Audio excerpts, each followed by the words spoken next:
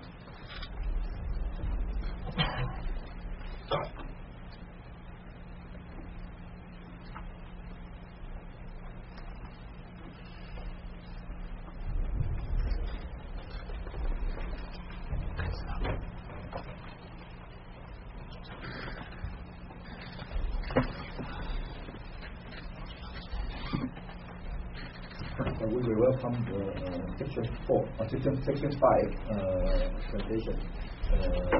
The speaker is Mr. Lin. He is from the National Taiwan University and Professor Lu Dongwu research team. Thank you very much, and good afternoon, ladies and gentlemen. This is my honor to be here to introduce the study conducted in our lecture at the title. Effects of the soft tissue artifacts on the perplexity biometric mechanical variables, the angle unit for the 3D philosophy study. Introduction.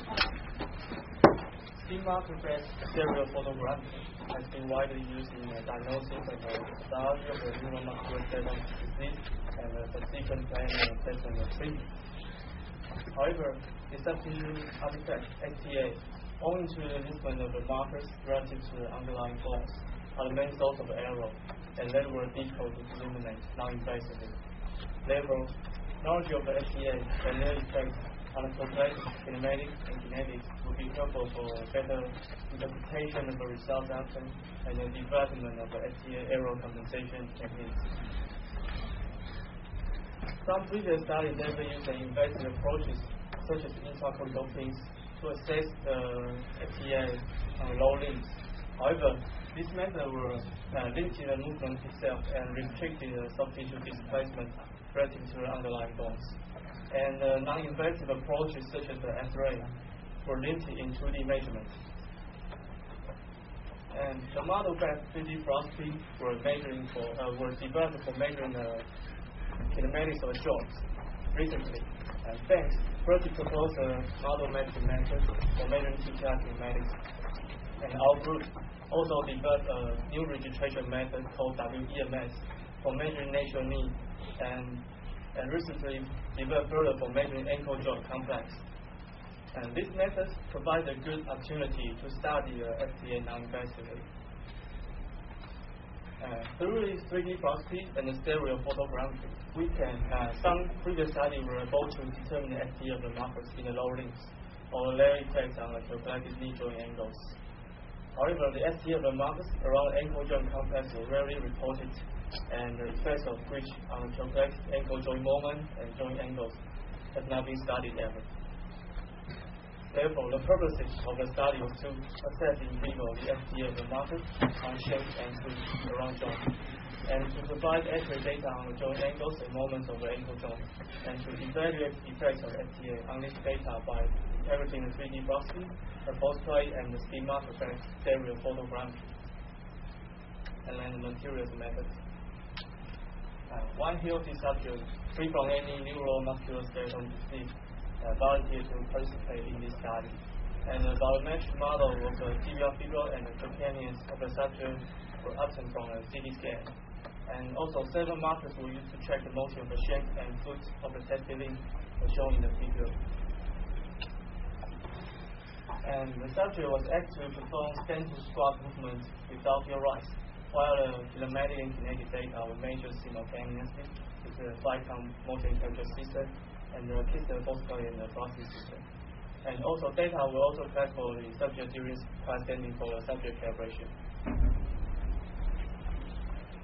And prior to the data correction, the velocity system has to be calibrated for the image distortion and the position of the polling source as well, using a purpose-built calibration box. And with the known precision markers attached to these calibration box, the transformation between the bicam coordinate system and the velocity coordinate system can be obtained. And also the temporal synchronization of these two measurements was achieved using an electrical trigger. And this slide shows the procedure of the voxel-based velocity to CT registration method. The subject CT was needed for the 3D bone models, and 2D dynamics image of the joint motion was measured using a velocity system. And through the registration process, the poses for the bone and joint kinematics is determined like this. We also developed an experimental procedure to evaluate the measurement error of our 3D velocity method. And the deviation of the errors was shown in 0.8 millimeters for inside translation and 2.2 millimeters for auto-turn translation and 1.4 degrees for all rotations. And this animation shows the registration process of the ankle joint complex. Okay. The bone models will move in space and by an optimization procedure to match the digital reconstructed radiography projected by CT and with the velocity images. And for each bone, then the complete ankle joint complex motion will reconstructed. And this is we look at in a sector plan.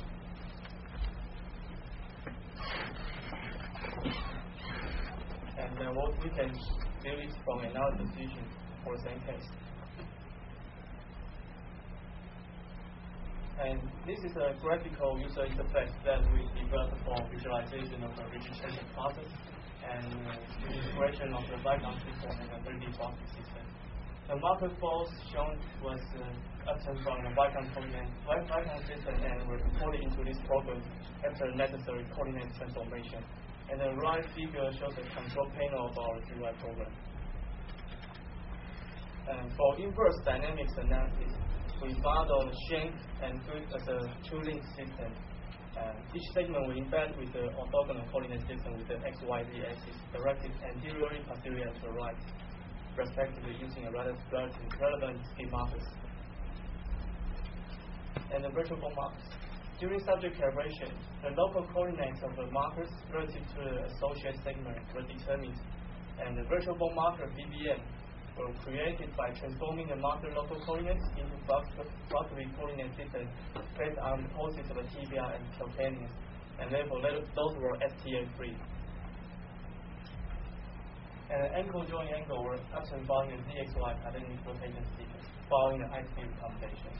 And with the major ground motion forces, the ankle joint moment were calculated using inverse dynamics analysis.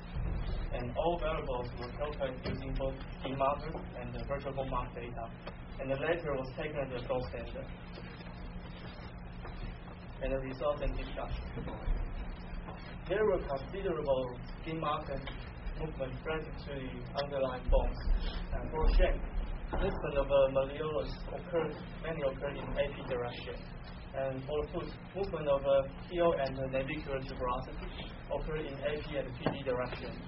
And the fixed metatarsal bed move within a small range. And the effects of STA on the calculated ankle joint angles. The red dotted lines indicate the data from the scheme markers, and the green dashed line indicates the data from virtual bone markers. The result shows that the dose diffraction calculated from scheme markers were smaller than the dose standard. And also, the dose diffraction moment calculated from scheme markers were greater than the dose standard.